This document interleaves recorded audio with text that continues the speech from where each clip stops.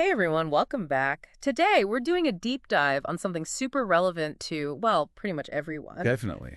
Emotional well-being. We all go through ups and downs, Absolutely. but this stuff he sent over, it's like a guidebook to navigating those choppy emotional waters. Yeah, it's interesting. We hear so much about physical health, diet, exercise, all that jazz. Right, right. But taking care of our minds, our emotions, that's like the other half of the equation that sometimes gets.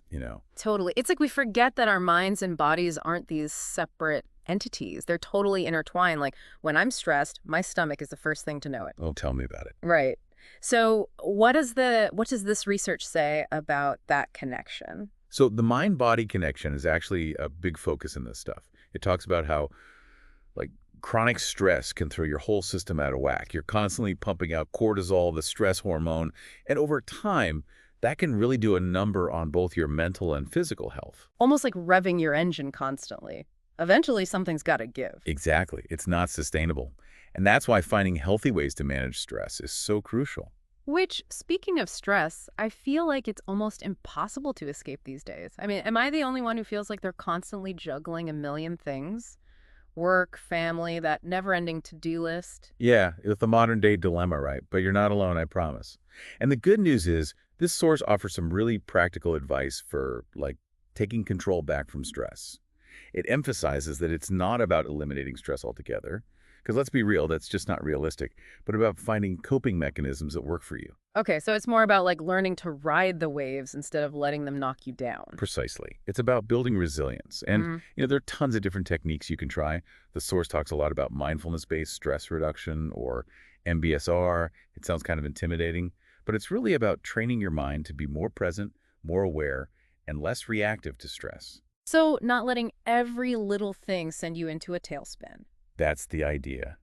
And it includes things like yoga, meditation, even just taking a few minutes to focus on your breath.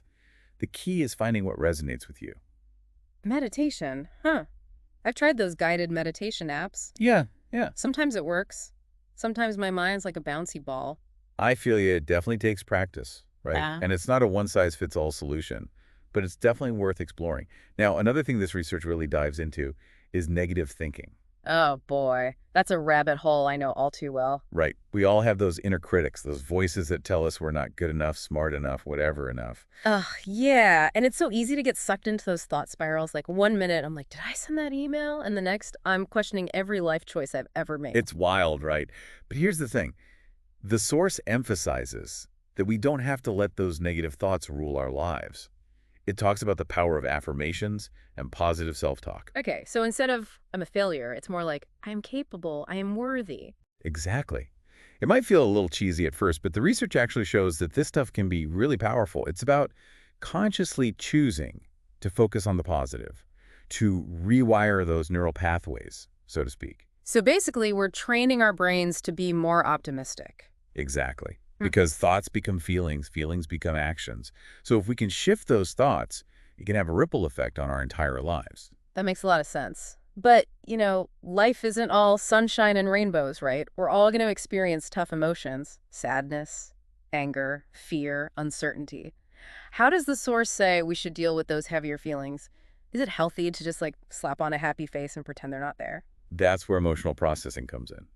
And the source is pretty clear that ignoring or suppressing those difficult emotions isn't the answer. It's like trying to hold a beach ball underwater. Eventually, it's that pop back up with even more force. And probably take someone's eye out in the process. Exactly.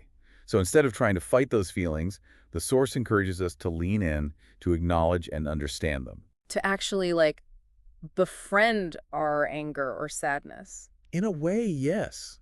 It's about recognizing that those emotions are valid, they're part of the human experience, and they often have something to teach us. Okay, that's kind of profound. But how do we actually do that? How do we process those emotions in a healthy way? Well, the source suggests a few different strategies. One is journaling. Just getting those thoughts and feelings out on paper can be incredibly therapeutic. Oh, yeah. Like a brain dump, but for emotions. Exactly. It's like you're having a conversation with yourself, but on paper. And it can help you gain clarity, identify patterns, and just like release some of that pent-up energy. That's so smart. So what else does it say? It also talks about the importance of social connection. of having people we trust to talk to, friends, family, a therapist. Like sometimes just saying things out loud can make a world of difference. Totally. It takes some of the power away from those negative thoughts and feelings when we share them with someone who cares. This is great stuff, but we're running out of time. You mentioned something about the source having a list of like actionable tips for improving our emotional well-being. What are Oh, those? yes. So the source wraps up with a whole bunch of practical tips. And what's cool is that they're all interconnected. Oh, I love that. So it's not about doing just one thing, but about taking a more holistic approach. Exactly. So we're talking about things like prioritizing relaxation, making time for activities that help you unwind and de-stress, whether that's reading, taking a bath, spending time in nature, whatever fills your cup. Ah, so important. It's also about nourishing your body with a healthy diet. Getting enough sleep, that one's huge. Moving your Body body too. regularly. Oh, yeah. Exercise is like a magic potion for your brain, isn't it? Totally. It's like a natural mood booster. And then there's cultivating self-compassion, treating yourself with the same kindness and understanding that you would offer a friend going through a tough time. And lastly, it encourages engaging in joyful activities, things that light you up and bring you genuine happiness. Oh, I love that. Make time for joy. Right. It's about finding that balance between taking care of your responsibilities and taking care of yourself. So it's like all those things we know we should be doing, but often put on the back burner. Pretty much.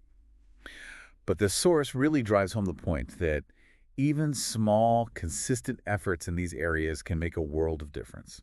I love that. Small steps, big impact. Exactly. And it's never too late to start. Well, there you have it, folks. Your deep dives into the world of emotional well-being. We covered a lot of ground today, Yeah, we did. but if there's one key takeaway, it's this. Taking care of your emotional well-being is just as important as taking care of your physical health.